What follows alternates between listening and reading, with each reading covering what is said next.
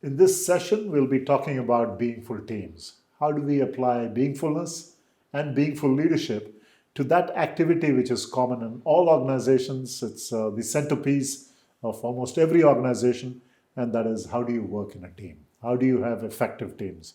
And joined by my colleague and fellow researcher Pavitra, and we all have worked in teams quite a bit. It's almost as if this is a must-do in companies, right? And so as we discuss beingful teams, so it's a new concept. We talk of high-performing teams, we talk of innovative teams, we talk of agile teams and all that. But when we talk of beingful teams, it's almost as if it's the suitable area, because beingfulness is about thinking about the whole. In the case of work, it was bringing your whole self to work. In the case of leadership, it is sort of thinking of yourself as both in being and doing. When it comes to teams, tell me as you look at the teams you have worked with, which ones do you remember as where you really enjoyed it? Is there a team you can think about? And then we can identify what aspects of it relate to beingfulness. Sure. Yes, there were some teams. Two come to my mind immediately. And both of them, funnily or coincidentally, had a purpose that was serving the society almost, because I was in the area of public health, and so it was beneficial to a third party. And so we were all in that group invested in that idea. So that's why these two teams come to And what mind was immediately. that public service? What was it about? So in both cases, it was about improving their health status. So we were trying to organize camps and then do follow-up and referrals after that for people who were living in the slums of Vijayawada and Mumbai. And these were some of you were in college or after college? After college. Yes, this was after college. And these were research projects, but there was one aspect of the research project that was just for their benefit. So these were those teams that we created at that time. Yeah. So in a way, the fact that there was a higher purpose. Yes. The purpose involved other people, yes, other stakeholders, yes, which is, as we said, a key element of beingfulness, right? Having a sense of higher purpose. Right. How about team identity? Was there any sense of we are all part of this wonderful team, we identify with this team? Was that something there? Yes, but I think personally for us, at least we were all very young, so we needed to know that we were bringing something unique to the table as well, to feel that sense of belongingness. We didn't want a hierarchy to come in just because there was somebody who was better at doing a particular thing. So identity for us came in if we knew that we were making a solid contribution. That added value, that without which probably that team would not have been able to perform that way. So yes, so that I think was that's how I identify. Yes. So it's interesting when you talk of teams, and I do some research on teams. So there are a few identities that matter. Of course, your individual identity, and you, as you mentioned, you want to contribute individually. Yes. Then there is your subgroup. You might be part of a group, perhaps the people who went from your particular institution. So there's a subgroup. And the big challenge of team leadership is how do you enable the identities of the subgroup to continue to be there, but not clash with the overall team identity. So this is the kind of dual challenge. Right. There is a sense of belonging to the team as a whole, but you also have your subgroup. Maybe you're the programming group. Right. Another group is the testing group. Another one is the design group. So you want to be able to have a healthy relationship between subgroups and the overall team. And that's not easy. So the way to think about it, in my experience, to go back to the notion of the self, which is central to beingfulness, to really think of yourself as a bucket. And the bucket has multiple balls in it, or multiple objects in it. Each of them is an identity. So really when you look at yourself, you're a collection of identities. If I see myself, I identify as academic, I identify as a father, I identify as a husband, I identify as an Indian, I identify as an American also, I identify as as a lover of cricket. So I have all these identities. And so that's fine. And then, in fact, the more identities you have, the more, at some level, richer you are. If you only have a few identities, you're losing out. Right. So the richness of your life comes from having multiple identities. But beyond all those identities is a deeper identity. And that could be identify as a human being. And you can go even deeper and identify as someone who's alive. as a living being. Right. And the Vedanta would say you can go even deeper and identify purely with just the notion of existence and consciousness.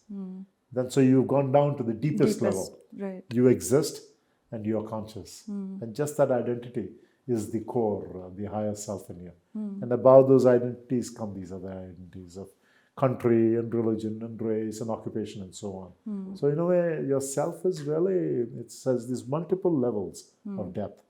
And the key in teams then is how do you create that team identity in a way that it's both good for the team and doesn't destroy the subgroup and the individual identity. That's the challenge. Right. And I don't know, what kinds of activities did you do in this camp that led, in this group, not camp, but in this project? So we did these camps, which were one of the major things, but then logistics and identifying the need. So we did a needs assessment. Then we saw the impact of it eventually, and but in between, what could the intervention be? So we had to brainstorm on all of these things. I think my question to you is: a lot of times when teams are created, they already have a purpose in place, but they might not have an identity yet. So how do you begin to create that identity of the team itself? So good question. So and there's some guidelines for that. Often the purpose created for the team is a narrow purpose. We'll get something done. Yes. Right? We'll either, if you're many companies, the purpose is typically in financial terms or something that's all about outcomes. And that is a lower purpose. So the first thing you should do as a team leader is to elevate that purpose. Often people don't sign on to that purpose. Right. That's not motivating.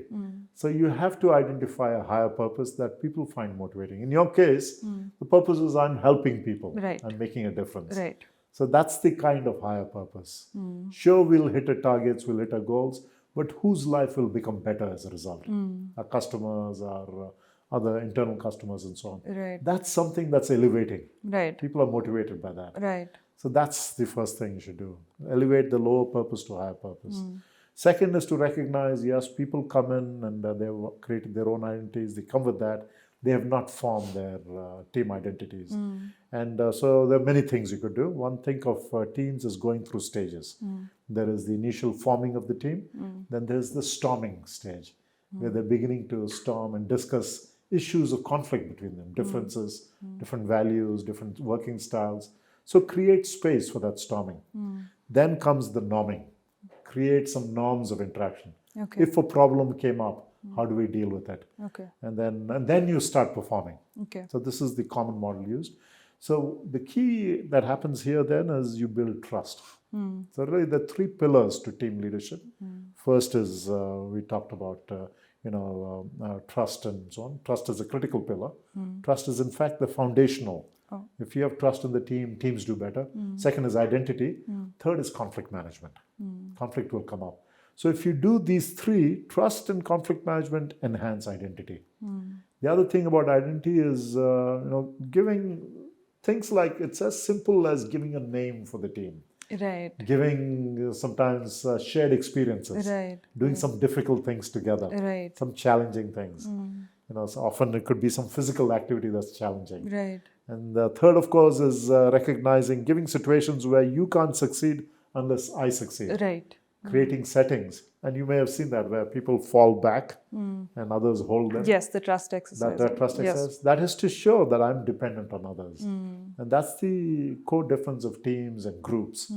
Teams, there's a high interdependence.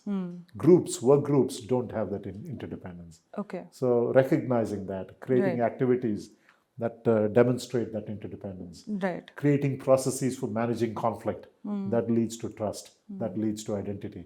And creating a way to connect your personal purpose with the purpose of the team as a whole. Okay. That's another way, that through this team I can achieve my purpose. Okay. That gives a sense of identity. Okay. And simple things like what you wear, the t-shirts you wear, Right. the outer aspects of it. Right. And the story around your team. Right. The team has struggled, has survived, has done well. Creating a story. Stories give identities. Right. That we are the team that beat this other team. We are the team that struggled against all odds and won. Right. That's another way to create identity. Okay. So you can notice elements of beingfulness come in here. Right. A sense of core identity, which Yeah. is the overarching identity of the team. A sense of higher purpose. Right. A way to trust each other, which is a very critical part. And so, yes, team leaders in many ways can create being. And very importantly, perhaps the most important, is psychological safety. The team leader may have a particular viewpoint, but you need to create the space for team members to express a different viewpoint. Right. If they don't do it, over and over, there are many examples of companies who failed because team members did not speak up. They just went with the team leader's viewpoint. In fact, there's a fantastic case on Mount Everest. There's another case that I teach on the shuttle, Columbia shuttle. And the disasters, people lost their lives because there was no psychological safety. Members did not feel that they could speak up. They could speak. That's a very important responsibility. Right. And so we talked of self-distancing. So team leaders need the ability to distance themselves from different viewpoints and criticisms from team members and not feel threatened by it. Right. That the person is trying to undermine me. Right. These are so many of the beingful leadership principles we talked of apply to teams. Teams. They create that. Yeah. Right.